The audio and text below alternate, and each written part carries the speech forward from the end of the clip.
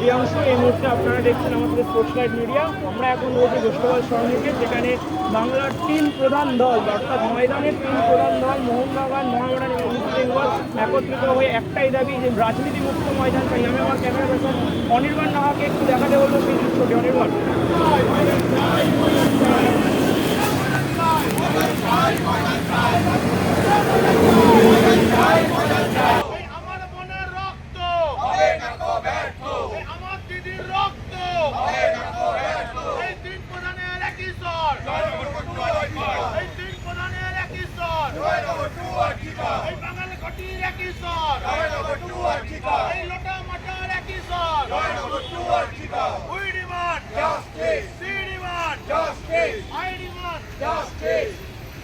বর্তমানে বাংলার ফুটবল অর্থাৎ ভারতবর্ষের ফুটবল যাই বলি না, তার সাথে রাজনীতি মিশিয়ে যাচ্ছে। তো সেই দিক থেকে যদি আমরা দেখি, তো ফিফার নিয়ম অনুযায়ী যে ফুটবল অ্যাসোসিয়েশনের কোনো মেম্বার সরাসরি রাজনীতির সাথে যুক্ত থাকবে না। এটাকে আমরা বলতে পারি যে একটা ফিফার নিয়ম ভঙ্গ হচ্ছে। এইটাকে খুবই দুর্ভাগ্যজনক এবং যন্ত্রণা যে এখানে দাঁড়িয়ে আমাদের ক্লাবের যারা কর্মকর্তারা রয়েছে তারা সরাসরি দাঁড়িয়ে তৃণমূলের হয়ে প্রচারে নেমে গেছে। এটা অতীতে কখনো হয় না। বিভিন্ন রাজনৈতিক দলের বিভিন্ন লোক সমর্থক এবং যেমন সমর্থক থাকবেও, কারণ এটা একটা ক্লাব, সেটাকে রাজনৈতিকভাবে যাতে ব্যবহার করা সেই ক্লাবকে, সেটা গণতন্ত্রের পরিপন্থী, সেটা সবচেয়ে বড় ময়দানি কালচারের পরিপন্থী। ময়দানে অনেক সমস্যা রয়েছে, ক্লাবগুলো পরিকাঠামোকে ঠিক করতে হবে। সেইগুলোকে না করে শুধুমাত্র এখানে কে কত বেশি তেল মারবে তার জন্য যে সেটা যন্ত্রণা। এবং সবথেকে বড় কথা, যে আন্দোলনে যারা নেমেছিল, যে ঐক্যবদ্ধভাবে খেলোয়াড়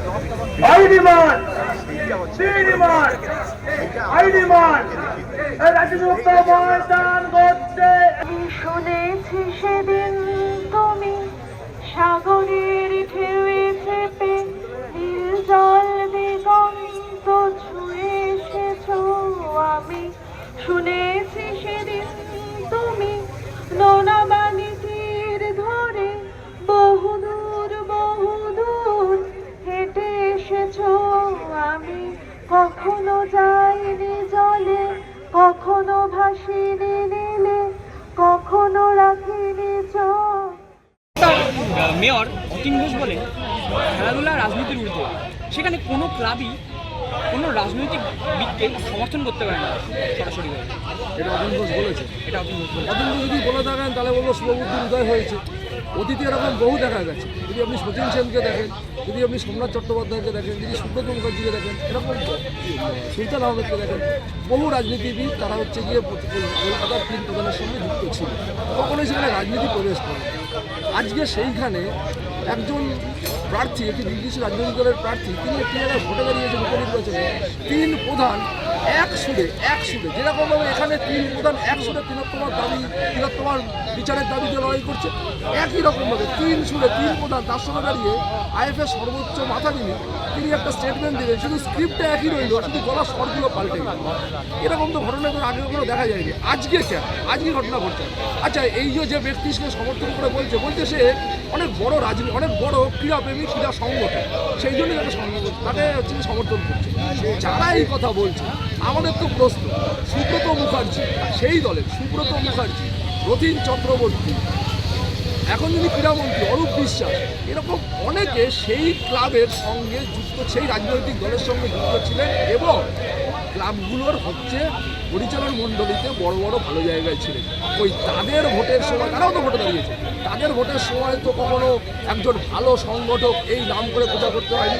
আজকে করতে হয়েছে এই কারণে, তার কারণ এইটা জানবেন, যে কোনো মানুষকে যদি প্রতিবাদ করে তাহলে তাকে একটা নির্দিষ্ট রাজনৈতিক দলের তকমা দিয়ে দেওয়া যায়, কিন্তু পৃথিবীর ইতিহাসে যা বিরল, পশ্চিমবাংলার জনগণ সেটা করে দেখালো। তিনটে প্রধান যারা মারামারি করে, যারা আওয়াজ দেয়, যাদের মধ্যে একদম পুরো মারাত্মক রকমের বৈরতার সম্পর্ক, কিন্তু তিলোত্তমাকে সামনে রেখে তারা যে এক জায়গায় হয়েছে, এই তিন প্রধানকে যে সমর্থক তাদের কোনো রাজনৈতিক রঙে আজকে লাগাতে পারছে না। তাই তিন প্রধানের কিছু কর্মকর্তাকে তাদেরকে থ্রেট কালচারের মধ্যে দিয়ে তাদেরকে এই রাজনৈতিক স্টেটমেন্ট দেওয়াতে বাধ্য করেছে বলে আমরা মনে করি। এবং অতীন ঘোষ যে কথা বলেছে, অতীন ঘোষ সঠিক কথা বলেছে, শুভবুদ্ধির উদয় হয়েছে। আমরা মনে করি তিনি দীর্ঘদিন ধরে ময়দানের সঙ্গে যুক্ত, তার মতন রাজনৈতিক ব্যক্তিত্ব যারা ময়দানের সঙ্গে যুক্ত রয়েছে, তারাও একই রকমভাবে এই ঘটনার প্রতিবাদ করে তারাও সড়ক তিনি বলছেন যে কলকাতার সাথে রাজনীতি জুড়ে গেছে। কলকাতায় রাজনীতি জোড়ার আগে আমাদের যে মেন বোর্ড ফুটবল মানে এআইএফএ তার সঙ্গে রাজনীতি জুড়েছে। মানে অর্থাৎ তিনি একদিকে হয়ে কল্যাণ চৌবে ওখানে আমরা সবাই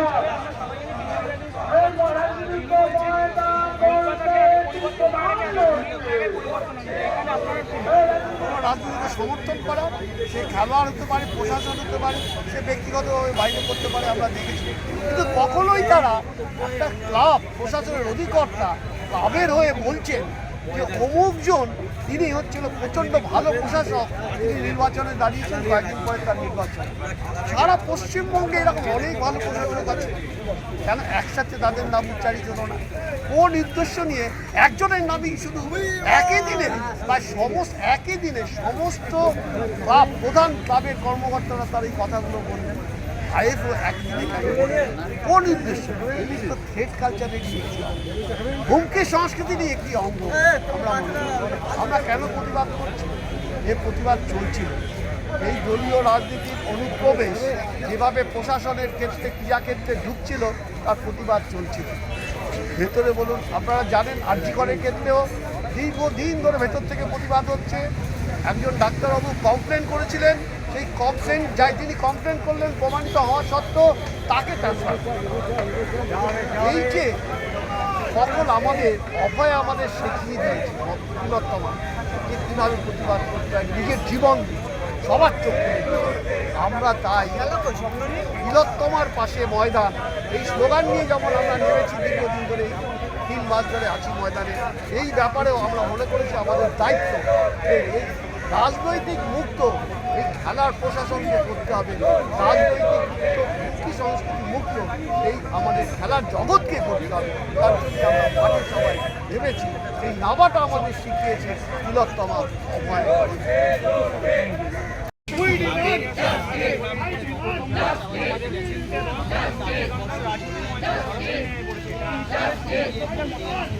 একদমই ভুল কথা বললেন। 3 দলের সমর্থক রাজনীতির ময়দানে নামে, 3 দলের সমর্থক ময়দানে নেমেছে যাতে ময়দানটা রাজনীতি মুক্ত। আর একটা কথা যে এই